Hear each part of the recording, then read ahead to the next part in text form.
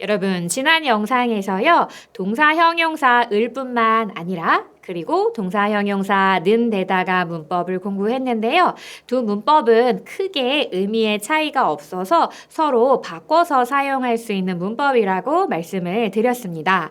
두 문법 모두 앞문장에 어떤 이야기를 하고 그것하고 관계가 있는 다른 어떤 것을 추가해서 이야기할 때 사용하면 되는 문법이었습니다. 예를 들어서 여러분이 좋아하는 배우를 한번 생각해 볼까요? 그 배우는 연기를 잘해요. 그리고 또 성격도 좋아서 사람들에게 인기가 많은 거예요. 그러면 그 배우는 연기를 잘할 뿐만 아니라 성격도 좋아서 사람들에게 인기가 많아요. 이렇게 이야기하거나 그 배우는 연기를 잘하는 데다가 성격도 좋아서 사람들에게 인기가 많아요. 이렇게 사용하셔도 괜찮습니다. 그러면 두 개의 문장은 어떻게 다를까요? 먼저 을뿐만 아니라 문법을 사용했을 때는요. 앞문장의 내용을 조금 더 강조하고 앞문장의 내용을 조금 더 중요하게 생각하고 있다는 느낌을 주면서 말할 수 있어요. 예를 들어서 우리가 조금 전에 살펴본 문장으로 이야기하면요. 그 배우는 연기를 잘할 뿐만 아니라 성격이 좋아서 사람들에게 인기가 많다라는 문장이었죠.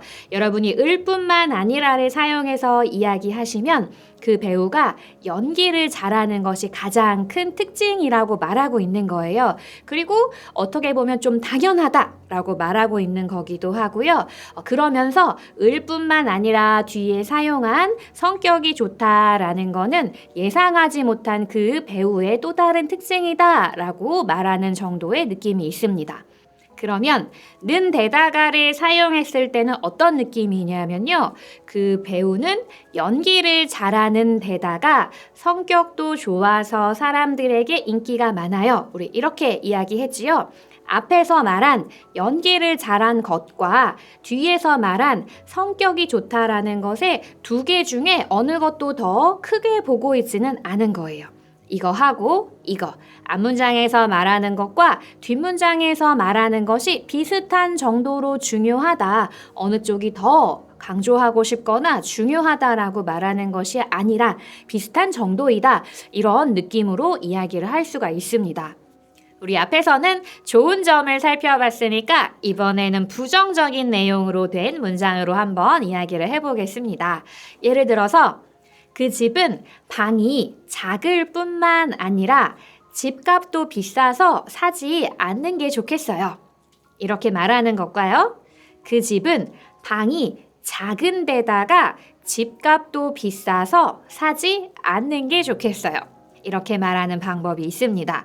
물론 얼마든지 자유롭게 바꿔서 사용해도 괜찮지만 약간의 느낌의 차이가 있으니까 어떻게 다른지 제가 다시 한번 설명을 해보겠습니다.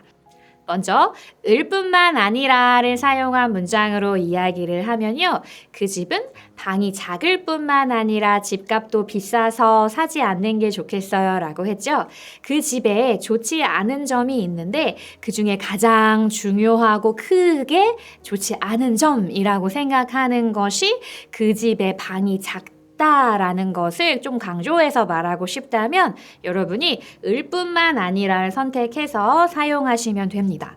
하지만 여러분 이 집에 좋지 않은 점 여러 가지 있지만 방이 작다는 것과 집값이 비싸다는 것 두 개 중에 어느 것도 크게 단점이 아니라 둘 다 비슷한 정도의 단점이다 라고 말하고 싶다면 데다가 문법을 사용하셔서요.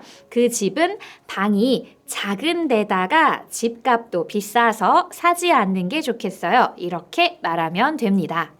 어떠세요, 여러분? 조금 도움이 되셨나요? 오늘 비교해본 두 개의 문법은요, 사실 의미는 거의 비슷하기 때문에 여러분이 자연스럽게 바꿔서 사용해도 괜찮지만요, 조금 더 정확한 한국어를 알고 사용하고 싶다면 두 문법의 차이를 잘 기억하시는 것이 도움이 될 것 같습니다. 다시 한번 말씀드리면 을뿐만 아니라 문법을 사용하면 앞문장에 있는 것이 더 중요하고 강조하고 싶은 특징 특징이라고 말하는 거고요. 는데다가 문법을 사용하면 앞문장에서 말하는 것과 뒷문장에서 말하는 것 둘 중에 어느 것도 더 크거나 중요하다고 생각하지 않고 비슷한 정도다라고 생각하면서 말한다. 이렇게 기억해 주시면 좋겠습니다. 여러분도 두 문법의 차이를 잘 기억하셔서 보다 더 자연스러운 한국어로 이야기해 보세요. 오늘은 여기까지 하겠습니다. 감사합니다.